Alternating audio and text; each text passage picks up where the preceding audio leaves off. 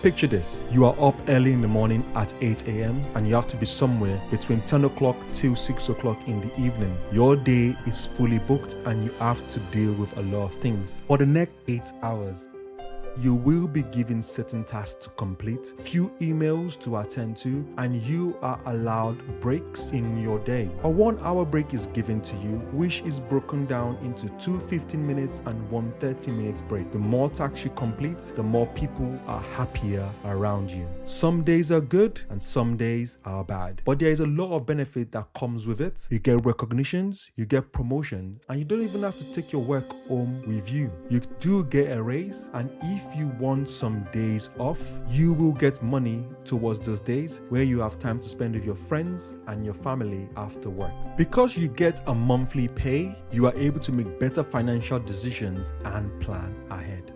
Now let's bring all of this together. The first way you decided to make money was to be somewhere at a particular time where you have to exchange your time for money. This is being an employee or having a job. An employee is a person who works for another in return for financial or other compensation. This comes with its own benefits as well. Just as a promotion, you get recognition, some sort of work-life balance, you do get a raise, your holidays and your sick days are paid for, you get a monthly pay and some sort of financial stability. However, on the downside of this, you can't choose the days you want to work. Your salary is capped, the days off and the holidays and the breaks have a limited amount, and after a while it gets boring and it's no more challenging.